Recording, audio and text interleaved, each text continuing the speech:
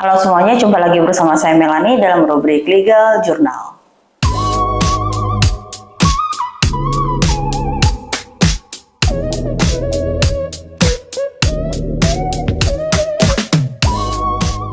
Video kali ini saya akan menjelaskan mengenai surat kuasa ahli waris atau apakah kapan berakhirnya surat kuasa yang dibuat oleh ahli waris.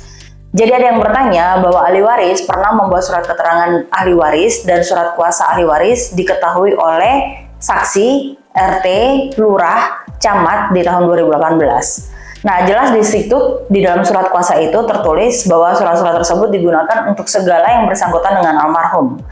Nah, pertanyaannya adalah apakah surat tersebut masih berlaku sampai detik ini? Maksudnya apakah masih terus berlaku sampai dengan sekarang?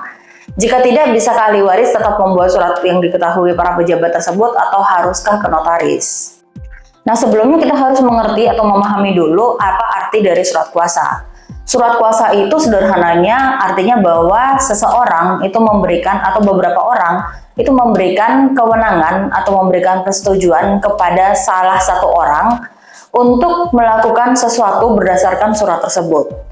Nah, isi dari melakukan sesuatu itu harus jelas di dalam surat kuasa itu, agar tidak diinterpretasi atau tidak diterjemahkan secara luas oleh si pemberi kuasa ataupun oleh si penerima kuasa. Jadi surat kuasa itu harus dibuat secara tegas dan jelas dan detail, agar segala sesuatu yang dilakukan oleh si penerima kuasa ini benar-benar hanya berdasarkan surat kuasa tersebut.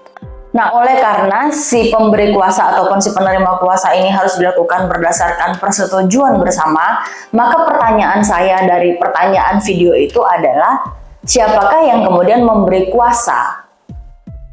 Apakah memang si almarhum, dalam hal ini pewaris, itu memberikan kuasa kepada ahli waris untuk kemudian mengerjakan segala sesuatu yang berkaitan dengan asetnya si almarhum atau si pewaris, ataukah memang ahli waris? Jadi biasanya gini, ahli waris ini kan bisa lebih dari satu orang.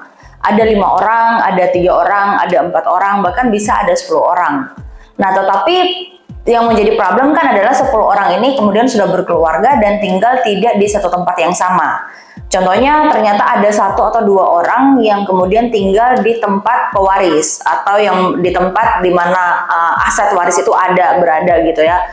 Sehingga 8 orang ini itu tidak bisa untuk hadir dan melaksanakan tugas dan kewajibannya mereka sebagai ahli waris. Sehingga mereka kemudian memberikan kuasa kepada salah satu ahli waris yang berada di tempat itu untuk kemudian mengelola atau memelihara atau mengurus segala sesuatu yang berkaitan dengan aset waris.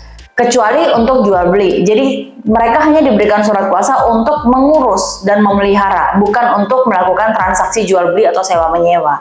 Jadi itu harus jelas di dalam surat kuasa.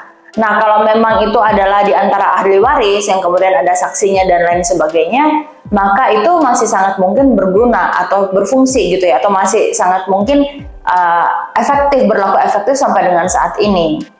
Kenapa ya? Karena memang surat kuasa itu dibuat berdasarkan persetujuan dari setiap ahli waris yang ada. Nah, surat kuasa itu sebenarnya tidak harus dibuat di hadapan notaris. Artinya bahwa di bawah tangan saja ditandatangani oleh para pihak pemberi kuasa dan juga penerima kuasa di atas materai itu sudah cukup kuat dan bisa diterima oleh kalangan manapun, atau dalam hal ini kalau punya masalah dan kemudian masuk ke ranah hukum, maka itu pun bisa berlaku gitu ya, itu bisa jadi bukti yang kuat bagi para pihak. Sehingga kalau mau ditanya apakah memang perlu dibuat lagi di hadapan pejabat atau dibuat di hadapan notaris, selama surat kuasa itu masih berlaku, sebenarnya tidak perlu dibuat ulang gitu ya, atau tidak perlu diberikan kuasa ulang kepada si penerima kuasa. Tetapi kita perlu perhatikan ada yang namanya berakhirnya surat kuasa. Di dalam pasal 1813 Kitab Undang-Undang Hukum Perdata itu mengatur bahwa pemberian kuasa itu berakhir dengan penarikan kembali kuasa penerima kuasa, dengan pemberitahuan penghentian kuasanya oleh penerima kuasa, dengan meninggalnya pengampuan atau pilotnya baik pemberi kuasa maupun penerima kuasa, dengan kawinnya perempuan yang memberikan atau menerima kuasa. Jadi ada beberapa alasan di mana surat kuasa itu berakhir. Yang pertama adalah ketika pemberi kuasa ini kemudian mencabut atau menarik kembali surat kuasanya. Artinya bahwa dia tidak lagi mempercayai si penerima kuasa dan kemudian dia melakukan pencabutan. Atau yang kedua, si penerima kuasa inilah yang kemudian keberatan untuk melakukan pengurusan atau pemeliharaan. Sehingga ia kemudian menarik kembali surat kuasa yang telah diberikan kepada dia, si penerima kuasa.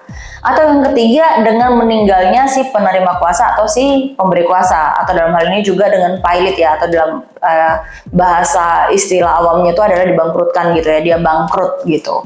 Nah, kalau meninggalnya si ahli waris atau si pemberi kuasa, maka kita harus melihat bahwa ada beberapa bagian yang perlu kita pertimbangkan atau perlu kita lihat secara jelas. Seperti yang tadi saya contohkan bahwa ada kemudian 10 orang ahli waris, 9 orang ahli waris ini memberikan kuasa kepada 1 orang ahli waris untuk mengurus dan memelihara. Nah, kemudian dari 9 ahli waris ini kan menjadi pemberi kuasa dan ada 1 orang ini menjadi penerima kuasa. Di dalam perjalanannya ternyata si pemberi kuasa ini salah satu dari 9 orang ini meninggal dunia. Nah, ketika ada orang yang meninggal dunia, ada pemberi kuasa yang meninggal dunia, salah satunya meninggal dunia, maka sebenarnya surat kuasa itu berakhir. Sehingga harus dibuat kembali surat kuasa berikutnya, yang mana di dalam surat tersebut tercantum salah satu yang meninggal ini diwakili oleh ahli waris yang lain, gitu ya. Jadi salah satu pemberi kuasa yang telah meninggal harus diwakili oleh ahli waris dari si pemberi kuasa. Nah, biasanya akan sama lagi seperti tadi, kalau lebih dari 1 ahli waris, dia akan diberikan kuasa untuk mewakili di dalam surat kuasa yang diberikan kepada si penerima kuasa. Kalau tidak, maka ketika ada masalah, maka akan menjadi persoalan yang besar bagi si penerima kuasa, karena penerima kuasa ini kemudian dianggap tidak sah di dalam mengerjakan segala hal yang ditulis di dalam surat kuasa tersebut. Nah, inilah yang kemudian menjadi perhatian bagi semua orang begitu ketika dia menjadi seorang penerima kuasa, apalagi berkaitan dengan warisan. Kenapa? Karena kebanyakan ketika ahli warisnya itu lebih dari 3 orang atau 4 orang, karena itu punya pemikiran yang berbeda, punya kebutuhan yang berbeda juga, maka akan banyak masalah yang timbul. Dan apabila memang tidak ada bukti tertulis seperti surat kuasa yang kemudian tidak dijelaskan dengan detail kuasanya ini untuk apa gitu, untuk memelihara, untuk melakukan maintenance, biayanya itu dari siapa yang melakukan itu, kemudian apakah ahli waris ini kemudian mengumpulkan uang secara rutin untuk memelihara aset waris yang ada itu atau bagaimana. Segala sesuatu harus ditulis dengan jelas agar si penerima kuasa ini kemudian tidak disalahkan ketika ada satu kesalahan kecil atau mungkin ada satu hal yang kemudian membuat tersinggung si ahli waris yang lain atau si pemberi kuasa dan kemudian itu menjadi masalah. Sehingga kalau menurut saya pun kalau mengenai aset waris akan jauh lebih baik kalian memberikan tenggang waktu untuk mengurus, dan pada saat setelah semua ahli waris siap, maka aset waris itu akan jauh lebih baik untuk dijual, dan hasil penjualan itu kemudian dibagikan kepada seluruh ahli waris. Itu akan jauh lebih baik dan akan jauh lebih bijak bagi semua orang, bagi semua ahli waris yang kemudian tidak merasa yang mana yang harus lebih besar, yang mana yang harus lebih kecil. Karena semuanya itu sudah diatur porsinya masing-masing berdasarkan undang-undang. Oke, demikian yang bisa saya jelaskan. Semoga ini bisa memberi manfaat bagi kalian semua yang mendengarkan. Sampai jumpa di video berikutnya. Salam keadilan.